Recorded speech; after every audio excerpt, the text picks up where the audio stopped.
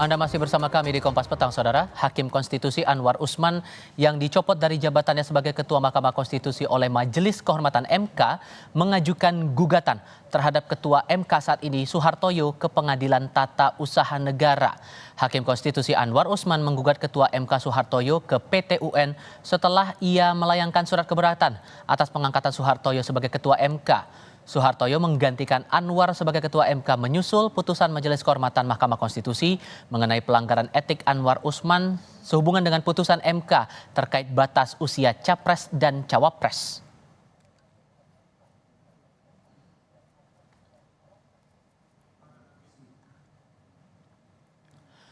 Gugatan Hakim Konstitusi Anwar Usman terdaftar di Sistem Informasi Perkara PT UN Jakarta dengan nomor perkara 604G tertanggal Jumat 24 November 2023. Disebutkan penggugatnya Anwar Usman dengan tergugat Ketua Mahkamah Konstitusi, sementara mengenai isi gugatan belum ditampilkan.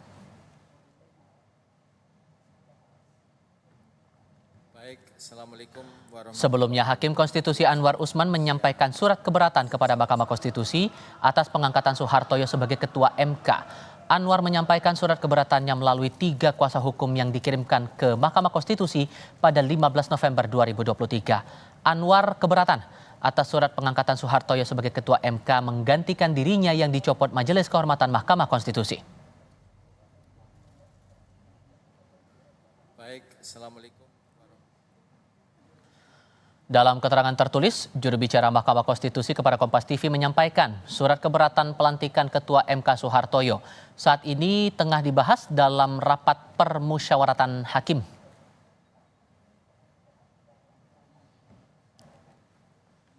Hakim Mahkamah Konstitusi Anwar Usman menggugat Ketua MK Soehartoyo ke Pengadilan Tata Usaha Negara Jakarta hari ini. Bagaimana sebaiknya MK menyikapi gugatan salah satu hakimnya itu? Lalu bagaimana persepsi publik melihat adanya Hakim Konstitusi yang berseteru?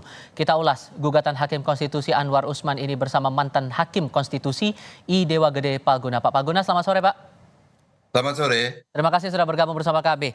Sebelumnya bilang bahwa jabatan hanya milik Tuhan, tapi belakangan menyampaikan surat keberatan kepada MK atas pengangkatan Soehartoyo sebagai Ketua MK yang baru.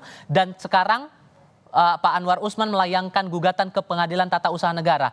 Menurut perspektif Anda, manuver apa sebetulnya yang sedang dilakukan Pak Anwar ini? Terima kasih. Tentu saya tidak tahu apa sesungguhnya yang ada di belakang dasar pemikiran beliau, Pak Anwar Usman.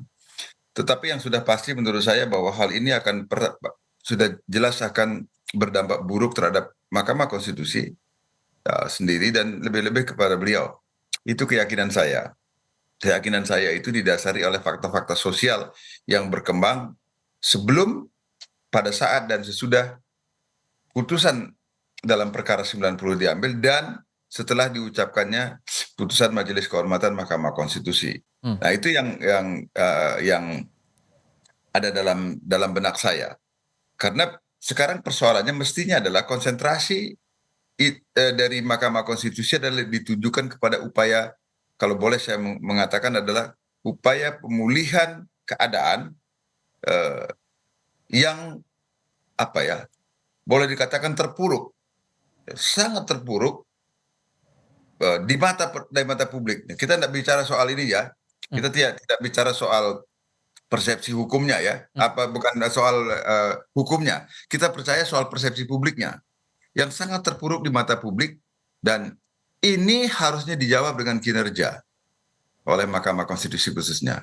Nah, sekarang ada kejadian seperti ini yang menurut saya itu sangat tidak produktif ya terhadap lembaga dan lebih-lebih terhadap diri pribadi yang mulia ya Pak Profesor Anwar Usman dalam hal ini. Jadi saya sangat menyayangkan hal yang seperti ini terjadi untuk institusi yang mestinya diisi oleh negarawan. Oke. Nah, itu menurut saya. Anda juga mempertanyakan tidak kenapa kemudian yang tergugatnya adalah Ketua MK saat ini, kalau kemudian keberatan karena pengangkatan terhadap Soehartoyo itu? Nah, itu yang saya nggak paham. Karena Anda sendiri juga belum kita bisa lihat apa isinya sesungguhnya gugatannya di laman itu kan. Hanya bahasa Kalau makanya logika saya itu kan kalau gugatan tata usaha negara itu kan berarti ditujukannya adalah kepada putusan pejabat tata usaha negara kan gitu kan. Berarti mungkin nanti ke presnya kan yang Hmm. akan yang menjadi objek gugatan. Tapi saya tidak tahu.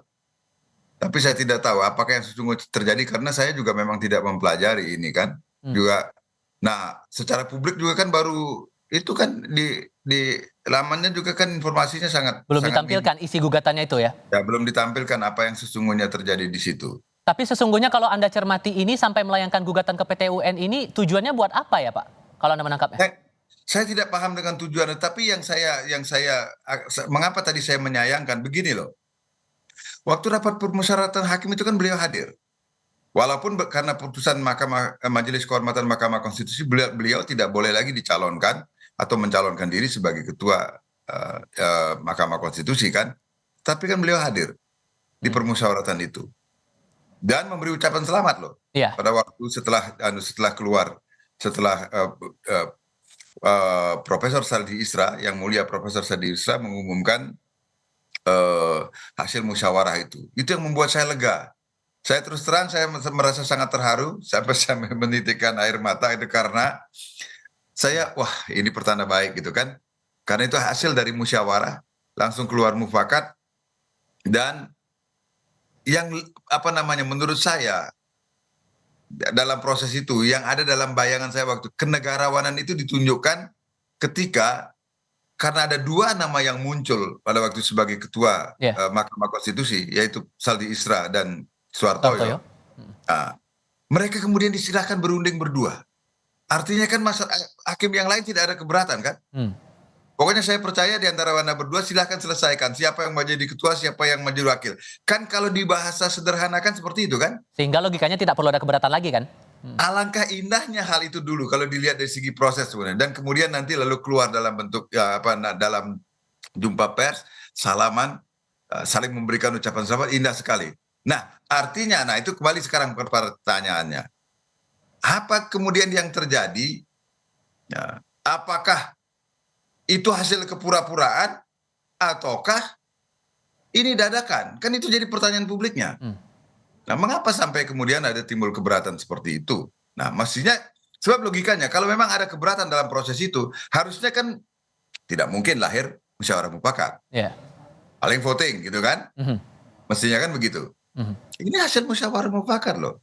Dan beliau hadir di situ. Nah, makanya saya katakan saya menyayangkan ini ya sebagai sahabat, sebagai mantan hakim Mahkamah Konstitusi yang pernah berada di sana dan sekarang sebagai outsider yang ya bagaimanapun saya masih tetap mencintai dan mengharapkan mahkamah inilah sehingga menjadi lebih baik. Tapi keadaan menjadi seperti ini gitu loh. Sehingga bagaimana menurut Anda kemudian kondisi di internal hakim MK-nya menyikapi ada laporan seperti ini, terutama nanti juga akan ada rencana buat rapat permusyawaratan hakim untuk menindaklanjuti surat keberatan dari Pak Anwar Usman ini? Sekarang kita lihat, kalau memang hasil permusyawaratan pada waktu itu adalah hasil sungguhan, mestinya pasti putusan hasil rapat permusyawaratan hakim bulat mengatakan bahwa tidak ada persoalan dalam bayangan saya ya. Saya juga tidak mau kepo untuk nanya-nanya soal ini setelah tadi saya dikontak oleh Kompas TV, nggak mau saya nanya-nanya ke ini karena saya takut nanti bias pikiran saya ya. Jadi dalam bayangan saya nanti rapat permusyawaratan hakim pasti akan membahas ini dan mestinya suaranya adalah kompak. Kalau memang permusyawaratan yang lalu itu adalah hasil dari sebuah ketulusan, hasil musyawarah yang sesungguhnya sehingga lahir mufakat dan yang kemudian itu tampak kepada publik bahwa itu sesuatu yang bagus dan sehingga publik pun ya sebagian paling tidak kemudian mulai menaruh harapan bahwa dengan hasil musyawarah mufakat yang seperti ini dan dengan memperhatikan kredibilitas dari dua orang dan integritas dari dua orang yang terpilih sebagai ketua dan wakil ketua Mahkamah Konstitusi hasil musyawarah itu paling tidak saya sendiri merasa diberikan harapan bahwa Mahkamah Konstitusi belum tenggelam.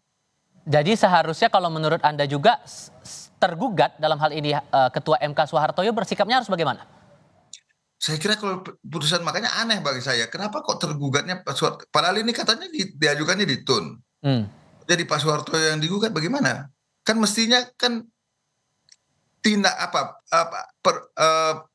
perbuatan pejabat tata usaha negara itu yang digugat kan, yang dipersoalkan dalam hal ini ada keputusannya kan. Keputusan pengangkatan Pak Soehartojo kan itu yang mesti digugat kalau memang gugatannya gugatan tata usaha negara loh. Dalam pemahaman saya. Kecuali kalau saya keliru ya memahami tindakan yang sesungguhnya itu. Jadi seharusnya Soehartojo santai saja menanggapi ini. Ya karena bukan beliau yang jadi objek kan itu kalau ada kesalahan pembuatan keputusan kan yang bersalah itu pejabat tata usaha negaranya. Tetapi kan dalam soal ini kan itu formalitas saja. Karena proses yang berlangsung di dalamnya itu sebagaimana saya katakan tadi itu adalah hasil musyawarah yang kemudian melahirkan kata sepakat yang tadi bahkan diserahkan kepada 2 orang itu untuk menentukan siapa di antara yang kemudian menjadi ketua atau wakil ketua. Kecuali kalau itu palsu. Itu kan lain lagi ceritanya gimana. Dan tidak mungkin lah itu palsu kan masa. Bagaimana kalau ada 9 orang hakim yang bermusyawarah melahirkan kesepakatan demikian. Dan kemudian itu diakhiri dengan pemberian ucapan selamat dalam sebuah jumpa pers yang ditonton oleh publik seluruh Indonesia bahkan mungkin juga dari luar negeri karena saya juga mendapatkan WA dari kawan saya yang berada di London gitu ya mengenai soal ini dan di di Jerman gitu ya. Apa yang saya ya artinya ini kan ditonton oleh banyak orang bukan hanya di dalam negeri tapi di luar juga gitu. Tapi sekarang menghasilkan situasi yang terbalik seperti ini. Itulah sebabnya saya menyayangkan mengapa beliau melakukan tindakan ini. Saya tidak tahu apa yang persisnya terjadi dan apa juga yang melatar belakangi pemikiran beliau. Tentu saya tidak boleh bersyakwa sangka mengenai soal itu. Isi gugatan inilah yang menarik untuk kita cermati nanti. Kita juga masih menunggu sampai dengan saat ini pernyataan dari Anwar Usman dan perwakilannya. Baik Pak Idewa Gede Palguna, terima kasih sudah berbagi perspektif bersama kami di Kompas TV kali ini. Sehat selalu untuk Anda Pak, selamat sore. Amin, terima kasih.